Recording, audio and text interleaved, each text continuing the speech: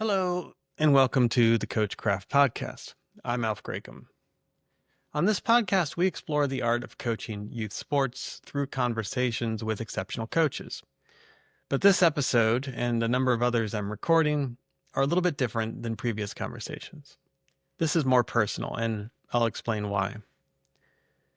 Dean Conway, who was not just a mentor to me throughout my coaching journey, but was also a dear friend and just a wonderful human being, and he passed away in March of this year.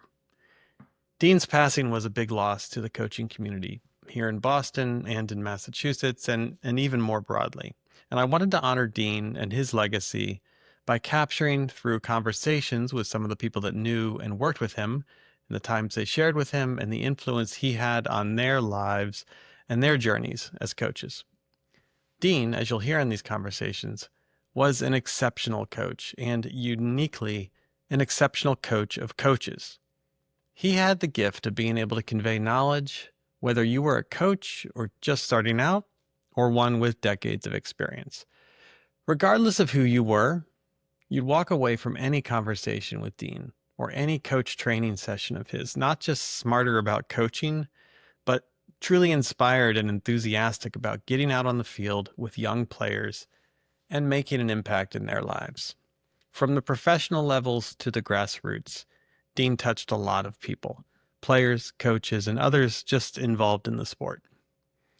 He wasn't just a coach. He was a loving family man, a loyal friend, a school teacher, a curious soul, and a true intellectual. He was community-minded, people-oriented, kind, and just a really cool guy. I consider myself very lucky to have known him and spent so much time with him. And you'll hear a lot of the same sentiments in these conversations with some of the people who knew Dean and had the pleasure of working with him. Today's conversation is with Chris Hoeh, a longtime grassroots soccer coach and elementary school educator. Chris has dedicated over 20 years to Jamaica Plain youth soccer, where he worked closely with Dean to build the U8 and U10 academy programs from the ground up. And beyond their partnership on the field, Chris knew Dean as both a fellow coach and a neighbor, giving him a unique perspective on Dean's impact both within the soccer community and in their shared neighborhood in Boston. And like Dean, Chris brings a community-minded approach to his work, balancing his passion for youth development through soccer with his commitment to education and social activism. Their shared values and collaborative spirit made their partnership in developing young players both natural and impactful. I hope you enjoy this conversation about Dean with Chris Hoeh. Chris Hoeh, welcome to the podcast, and thrilled to have you here to talk about Dean Conway today. It's an honor. I love the work that you're doing with this podcast. I see it as really continuing the work that Dean did. And it's great to see that DNA infusing so many of us. Very much so. Yeah, Dean's imprint is very much on this endeavor. And so let's talk about Dean. Actually, I met you and Dean at the exact same time. It was when my son was entering the Jamaica Plain Youth Soccer Academy, and I think you and Dean had a preseason meeting that you hosted, and I think I met you there, and then I really got to know you guys out on the field as you and Dean were the two coaches at the time. I think it was like a lot of kids registered that season, and I think you had like 60 or so kids, and just the two of you were coaching that. So immediately you guys earned and gained my respect just from the sheer volume of kids that you were coaching, and that's when I got involved and we got to start working together. So that's my introduction to both you and Dean at the exact same time. But you knew Dean, your history goes back much longer. Can you talk a little bit about when you met Dean? Yeah, sure. I met Dean playing pickup hockey at a local rink. We ended up carpooling, and I learned about the soccer camp that he had at the park school nearby, and they were looking for coaches. And so I got to coach the youngest, the first and second grade kind of age, with his guidance, and I had the index cards, and we were on the same wavelength from the beginning, and that was just great experience. He's one of the kindest people I've ever met. That really is, I was thinking about, that's what infuses his whole approach. It was human centered, and he loved this game. I love this game because it's a game where people can express themselves and where it's from everywhere in the world. So I met him there, and then he recruited me to be on the board of Jamaica playing youth soccer as it was. So he recruited you. I don't think I knew that. Yeah. Yeah, because I did a season when my son was, I think, in the second half of kindergarten, and it was a rec program at that point where there were teams and there were hockey-sized goals and kids on the side with goalies for 6 and 7 year olds, and wrangling kids on the sideline, maybe practicing once a week, and I so this doesn't make sense to me. And Dean, so we pulled together. And that summer we worked together, and he was a quiet guide for bringing really what is the highest level of youth soccer development coaching. And so prior to this time, safe to say you'd never coached kids before. I know you're Well, a teacher, but you hadn't. yeah, so professionally, I was a second grade teacher in a progressive school, very developmental approach, and I played soccer my whole life, and loved the game. Played a lot of pickup soccer, and I loved it. And then I had coached. I directed the program Jamaica playing children's soccer, and introduced the idea of just having every kid having a ball, and then all these just sort of fun activities where they, okay, kick the ball to that tree and dribble around me, pass the ball to me, and I'll throw it over my shoulder. Go get it, bring it back. I'd already coached at the park school before my child was born. I had several summers where I worked with him. Oh, okay. And so I had a foundation in that. And then we would go carpool to hockey, and we'd talk about soccer.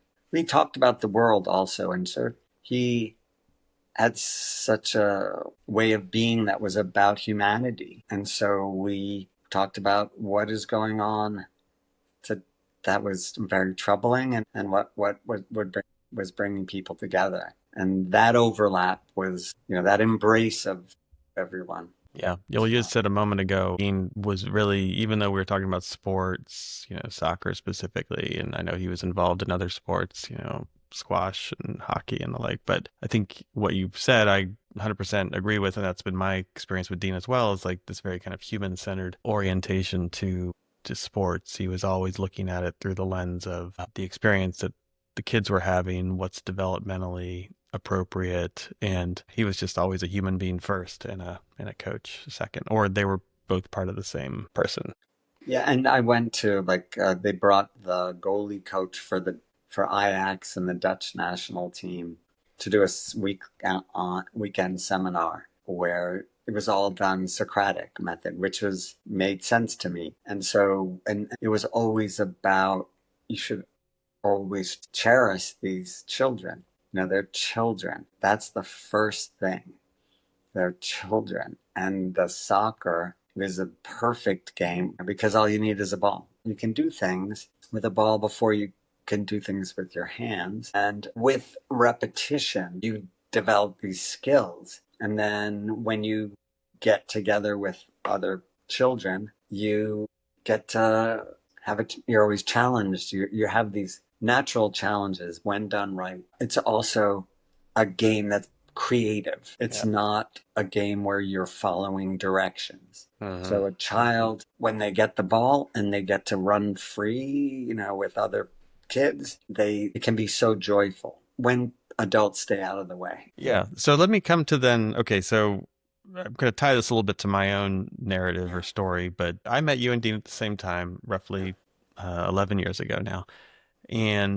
But between that time when you first met Dean and when my son entered the U8 Academy program, what had you learned from Dean? You'd been working alongside him in building out this academy model at Jamaica playing youth soccer. Can you kind of fill in some of the gaps for me, Sure. both in terms of what you were doing in JPYS specifically, but also what you were learning in your work alongside Dean? Well, I think that our approach, safe, fun soccer, that's the first. Everything should be safe, should be fun, because that's kids should have fun. There are many, he would say, soccer's not the only thing to do. There's so many things, activities, and that's fine if kids want to do that. But when they're here, we're going to have an experience with the ball. So there are a few. First of all, so first was that focus on technique, getting mastery of the ball, using all surfaces of both feet, and then putting that into the context of 3v3 or 4v4 games. That's the model. Mm-hmm. Activities that are fun, engaging, quick, switching between things with enthusiasm, no laps, no lines, no lectures. And then during the games, we said, what the coach controls with the leader, we call our academy field volunteers activity leaders. That was Dean's name, not coaches, because that brings into mind and really to see themselves that way. Mm-hmm. And so then after doing all this, every kid with a ball, then during the games, he would say, what do coaches have control over? Time, space, and problems that you can set for the players. Like the conditions that you're setting on the field. Yeah. Yeah. So, and I would say, just stepping back to the technical side, all surfaces of both feet, we call those requests. During the technical side, all surfaces of both feet are the different requests. We never have demands of kids, right? That's a very specific word. Yeah, Dean was very specific about his words. Soccer. Talk about that. Yeah. Yeah, it is always an invitation for children to come to practice. We want to make it so much fun that they drag their parents out the door when it's raining or snowing, but they don't have to do this. It's not a commitment. There's no pressure associated with this. When we think about this as play, not work. Work is mediated by adults or someone else telling you. And for kids this age, there's a lot of that. In school, necessarily, there's work that gets done. But when they're on the field, it should be play. It should be in the imagination. They should dream about it. They should be so engaged. So we're activity leaders. We make requests. And I worked with him on this language of we try to teach, not talk. So instead of telling kids to say spread out, you change the conditions. You put goals on the corners, or instead of telling children not to kick it, just kick wildly. You say, well, if you kick the ball out of bounds, it's a goal for the other team. Mm-hmm. So creating rules and conditions that will encourage, or to use your phrase earlier, invite players to play a different way or solve problems a different way, but to not explicitly directly be saying, do this, do that. And those are the conditions. So he really remarked on the value of children solving these problems without any adult direction. So when the ball's in play, you don't talk. When it goes out of play, you might say something, but really brief. And ideally it's Socratic. And another innovation that he initiated over 20 years ago was with our young kids. Can kick the ball in or dribble it in. We don't do throw-ins. The ball's on the ground. FA just initiated that. And he would say, everything we do, ask us questions about. Because it's sort of like Gandhian approach, it's a dialectic, it's an experiment. Well, let's actually spend a little time on this, because you've talked about these things you're doing as a coach with the players and how to frame the experience, how to make it developmentally appropriate, how to make it developmentally effective, and also how to empower kids and have them, want to show up and play rather than say, be there at this time to do that. But Dean, and this is where I think you and I certainly very much value and felt, Dean's influence in our own approach to coaching, what we learned from him. But what did he do as a coach of coaches, right? As a trainer of coaches to help people both understand these things that I think, we sit here and talk today and it's like, we're never going to argue these things. Like we we've seen it, we've experienced it ourselves. We kind of understand it, and we're on board with it. These are practices or approaches, methodologies that are tried and true and been used in Europe and other, soccer crazy countries, more so than the US for sure. But how did Dean, how did you understand or see what he did in his training of coaches to then impart these approaches to them? Some of them, brand new coaches, maybe they just want to help volunteer in this community grassroots program like Jamaica playing youth soccer. Not a lot of soccer experience, but how did he get them to understand this stuff? Well, he kept it simple. He said it doesn't take a rocket scientist to do this. And so, so in sessions, he kept it simple. He set things up really very clear directions for what he was doing and why. So he could calmly like lay this out and say, this is the type of 4v, this is why we're going to try 4v4, see what happens. And then when we change this, what problem had we just added? Very much soft spoken, writing and going in education. We talk about, it used to be called backwards design, or, start with what is your ultimate big goal? And then how did these principles, and then how does everything build toward that? Nothing should conflict with that, and how it builds toward that. And he would help. He was a role model. That's where the great gift that we had was we got to see him on the field. And then what for me, I also got to, as I followed a group of kids through U14, I'd see something happening in a game. And he would, by the way, he would say, the purpose of games is to figure out what you need to do in practice. At practice. Yeah, I love that. You're quiet. That maxim. You have every kid play every position. Everyone plays as roughly about the same amount of time. And then we saw that. And I can see it in your son's play.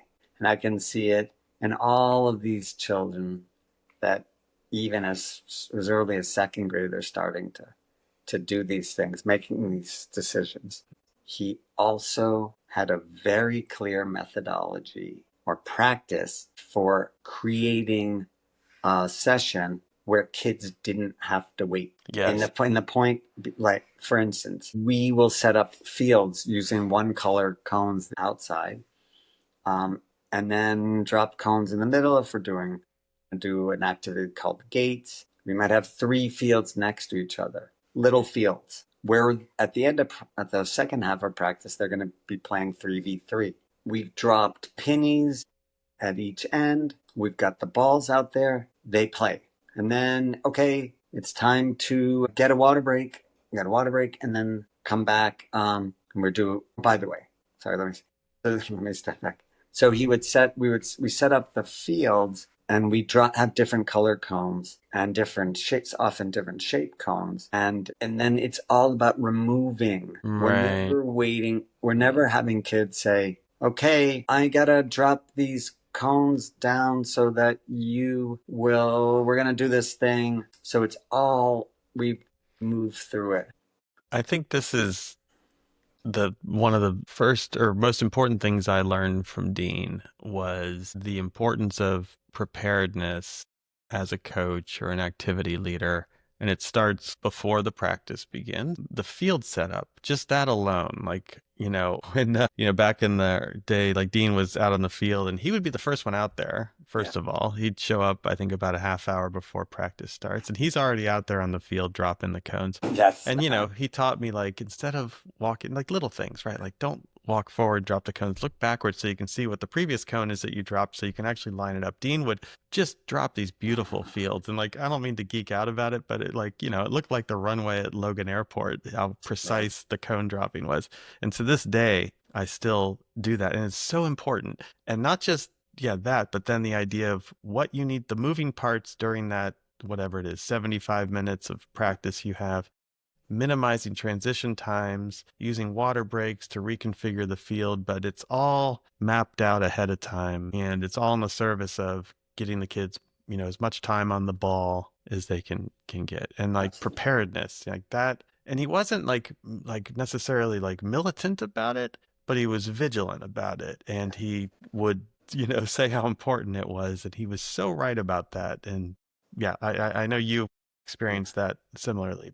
I also think the way we drop the cones is flexible. So Hmm. we don't use goals for the first and second graders like with nets. We use pointy cones, Yeah. and we put four at each end, two on a stack of Because, two. yeah, So then magically now they can become four two can become targets four. or Yeah. four whatever. And we realized that you can't expect people to be create their own practice plans Hmm. with the younger kids. And I would say almost through half. So we provide, and back in the day, it was, I would write these 3 pages of on paper. I don't know if you remember that. Oh, yeah. And which referred to, another document which you brilliantly put online. So we have a manual, but we have that. So in advance, they have its bullet points of activities. We do a training, a preseason training where we introduce all of the activities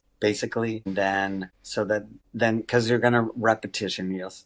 And that was a big Hmm. thing. Repetition, fun, but repetition. Another, I would say, principle we had, and this related as a teacher, was challenging children, Hmm. not around results, but with fast feet, moving the ball back and forth. How many can you do in 30 seconds or 20 seconds? How fast can you get to 20 touches and celebrate? Keep track of like for yourself. And then it was very, at the youngest age, it's about what we call dribbling the ball, manipulating the ball with both feet. Ball mastery. Yeah. It's not passing so much. It's not playing, being a good team member. You should be ethical, but it's Hmm. not pass the ball to Johnny because Johnny hasn't touched the ball. It's what challenges can you, appropriate challenges. In education, we call it differentiation. So the activity leader can, when they do an activity, they can kind of give extra challenge or support. And when we play the game, we endeavor always to put kids of similar ability experience level together because we don't want the novice to be having folks run around them. Hmm. And or what you hear often is you scored enough goals, now you have to play goalie, or you have to Yeah. Yeah. pass, whatever. So that we're always about challenge, not results. He was, if anything, dogmatic about, and he was never dogmatic. It was coaches stop focusing on results, focus on the kids. Right. I think yeah, the thing I learned from Dean is like you do want to focus on the results, but the result is not necessarily the score line, right? It's like, what are you seeing show up on the field? The importance of observation as a coach, watching where the kids are developmentally, like what are the things they need to work on, where are they being successful, and then orienting your training, from that point forward in the season around that rather than we lost 3-2 this past weekend. So we gave up two soft goals. Like, let's go work on, defending. Like, that's not the takeaway there. Yeah, so I remember it was a U10 game, and the kids were leading at halftime, and then some child was in goal, and the other team scored, and a couple goals, and someone passed the ball across the front of the goal mouth, and I said, and the other team scored, and I was like, that was great because they probably learned not to do that. And then if we were winning by, if we played a game where we were beating a team, and that is what ended up happening. Over time, the program got very skillful. We sometimes, instead of going out to the suburbs and coming back losing by double digits, we'd go out, the team would win. What happened to win? Everyone's still playing all positions. But if we might go out and be at halftime leading 5-0, and then I'd say, okay, you can only shoot one touch. Like, here's a challenge. Every time you get the ball, you play back to your keeper so that you bring it up. Just out of still respect with the balancing. You don't want to like Honoring the the game. game, but yeah, Yeah. giving the kids different challenges than Yeah. just scoring or winning the game. So, Chris, can I shift us just for a moment actually off the field? Sure. We've all had a lot of time and experience working with Dean on the field. We've learned a lot from him there, but talk about Dean off the field and just, you were friends. I know you live nearby. You also spent time with him off the field some. So, yeah, talk about that a little bit. Well, just I had such a great gift to be able to go to pick up hockey with him. We'd drive at like 9:30 at night, Friday nights, and go head over to this rink, and we'd have like a half an hour chatting in the car about soccer, about what's going on in the world. He's very concerned about the environment, about racial justice and equity, about immigrants, about, he was just wanting the world to be a place where everyone could thrive. And so we chat, and we often would come back at 1 o'clock because we were the last hour and they let us play. So we had a lot, and then we're sitting on the bench chatting. By the way, silky hockey player. So Not surprised smooth. to hear that. Yeah, just like, and the most, also, he's incredibly ethical. I remember one time we were there, and I was building something that could really use a piece of aluminum from a sign. He said, Dean was driving. I said, do you mind if I throw this in your trunk? And he said, no, that's not okay with me. That's, somebody's property of the state or something like that. And I said, okay, cool. And he was so well read, and he was an educator. We could talk about authentic education. Soccer coaching, and this soccer to him, youth soccer is educational. And in an educational environment, you're never yelling at anyone, right? You're also trying to create a community, have a culture where everyone learns and can test things, try things out. My experience with him is sort of so global, and if you can't tell for the audience, I'm in a wheelchair. I had a spinal cord injury 8 years ago, and I had to stop for being on the field for the spring season, and he visited me and we watched soccer games, and then I got back out there and supporting you and Elise were kind of stepped up to continue this, and so we would continue those conversations. The board would have board meetings in the apartment complex where I was living at the time, so everyone could be there. And he treated me like the same person. He was supportive, but he met people where they were and was Yeah, never. and that's what he did on the field with kids. He had, yeah, I'm sorry to cut you off. Yeah. That was, I think, one of his gifts was like meeting people where they were. He would really take the time to get to know you. He did this with me. We get together for lunch. We were Yes. neighbors, and yeah, we both love soccer. We talked about soccer a lot, of course, but there was so much else that there's like the one anecdote I'll share. It was soon after I met him, and he was on this, he had discovered that it was like a nonprofit organization that had designed these soccer balls that were designed to Yes. be, you know what I'm talking about. Yeah. So you could, basically the idea behind them was you could throw them out into any environment, specifically like more developing countries where they don't have, ball pumps. This was a soccer ball. You didn't have to inflate. It was already like pre-inflated. You could like run over it with a truck and it would still, An elephant could step on it. yeah, you could stick a knife through it. Like these balls are incredible. And he was telling me about this program, and it was partly about soccer, but it was partly about, something practical for the developing world to be able to play soccer. And then he said, I remember, and he said something like, do you know Sting of the Police? He's behind this as well. I was like, do I know Sting? Like, I love the Police, right? So then all of a sudden we're talking about music, right? And just, he was always making those connections between the broader world and the world of football. Yes. Yeah. And I always loved that, right? It was again, like it kind of goes beyond just this game with a ball on a field. There was, to your point earlier, right, this human dimension it was this soccer is part of something much, much, much, much bigger. Yeah, it's a beautiful game. And following my injury, I'm not able to kick a ball around. And there, I feel like, the world is really in a tough place. And it's tough, dealing with living with a disability and an ableist society. And I do lots of advocacy for disability rights, Yeah, which your is work is really amazing, covering, what you do.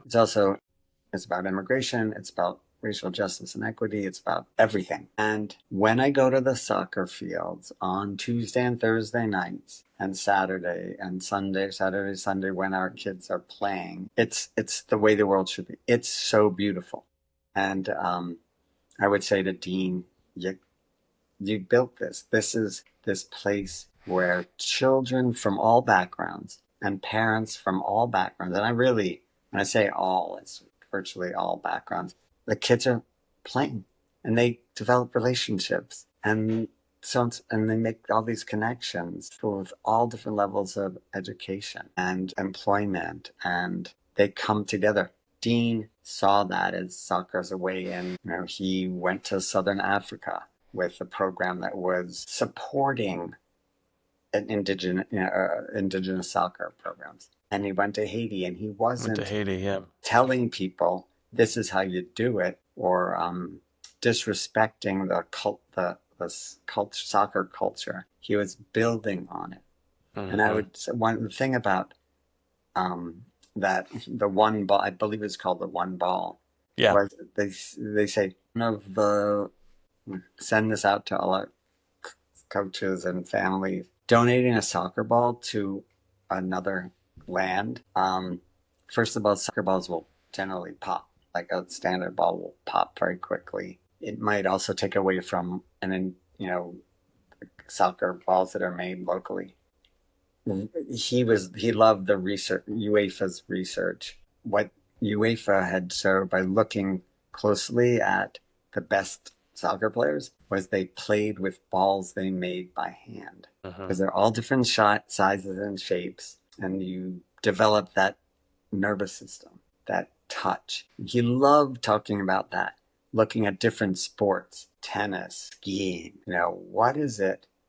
And it's all um, you know, so much about developing that technique in a Hmm. playful way. And I mean, you answered the question that I was going to ask as the last question, which is just, what's one lesson or philosophy from Dean that you've carried forward in your own work with young people or other coaches? And just to, I think, summarize what you said, I'll let you answer more if you'd like, but I think it is very much that is Dean. His lens was wide. I feel like I keep using that term with him whenever I talk about him. And, to your point, like he was taking concepts from different cultures, or when he was working within one culture, he was respecting and honoring that culture, but also bringing new ideas into it. He was working, his ideas around, motor skill development were very much like sports science, as we call it yes, today. But it's not like he had a, higher education in sports science or anything, but all the stuff he was talking about in my conversations now I have with sports scientists, it's like, oh yeah, that's exactly what Dean was saying. And he was just, again, bringing so much into these little spaces, right? We talk about the 4v4 field with the group of first and second graders. You talk about a little space, right? It's a very specific context, but he was bringing all of this stuff into that little space. so as a teacher, I taught second grade for over 30 years, and I love working with young kids. What he taught me was that on the soccer field, that for a child who wanted to be there, it was the ideal space for the highest level of education. In that, you could set very fun, which is self-motivating activities. Um, and it's about humor and not giving long directions and all of that. Getting a child to love having the ball in their foot. And then if you want them to learn something, you adjust your request or the conditions. And it's in context. So the games, the 4v4, the 3v3, are in a context. As a teacher, the best teaching highest level is you've taught a technique, like so a child's able to hold a pencil and write, and then you give them something that's self-motivating. And for me, often that involved like a role play or writing something that was meaningful beyond, it's not just for me. Those are hard to come by in the classroom, but on the soccer pitch, always. And what I will miss most were the conversations about wide ranging, but as a coach, is I see this issue, this thing's going on. For example, the kids 12-year-olds aren't, back when they could head the ball, were allowed to head the ball. They can't deal with these long punts, goal kicks. And he said, I head coordination perception isn't there yet. But also remember, what is the goal? Oh, you want to keep possession. So let the ball run. Maybe you let it run over your head and then you touch it back to your keeper. Or you use your chest and you bring it down. There's so many simple activities and nothing that's like just an arbitrary thing like dribbling a ball around cones. No, you never have that happen. You put kids together in a small space. But everything with intention with Dean, for sure. That was his way. Well, Chris, first of all, thank you. I know Dean meant a lot to you as a person. It's hard to, these conversations are wonderful and I'm so grateful for getting to have them. And I'm really grateful in particular with you because you worked with Dean and knew him for so long. Like I said, I met both of you at the same time and I'm just really appreciative of getting to hear more of those stories that preceded my knowing him. We all knew the same guy, clearly, even though we all had a different relationship with him. But remarkable guy. We miss him. We love him. And I really, just appreciate getting to have this conversation with you. Any just last thoughts on Dean before we wrap it up? Well, I really appreciated your podcast and hearing these folks who worked with him long before I met him, people who he would talk about and how he influenced them. And I think a last thought would be just that humor he had, that grin. A little bit mischievous, even. Yeah, it's a little bit mischievous. And openness, right?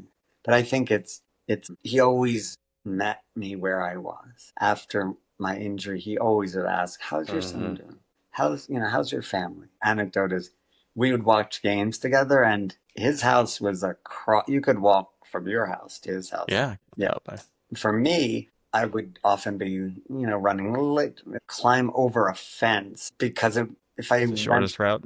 Yeah, going around, but I go over a fence, I'd get this door, I'd have brought, and it would be just before kick off, and he's, okay, glad you made it. Here's some hummus, and so here, and then we'd watch. So I'm impressed with myself that I didn't start. I haven't been crying talking about it.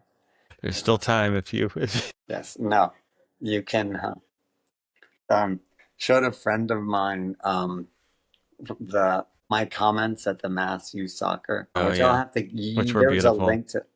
And reminded them, because they'd seen Ted Lasso, of Roy Kent's, announcement of his retirement, where he's just like breaking up. I'm not. Yeah, that's not out of character for you in the way that it was for Roy Kent. Yeah. Chris, thank you very much. This was great. Definitely couldn't do this without having your voice as part of it. So really grateful for that. And thank you so much. Sure. Bye.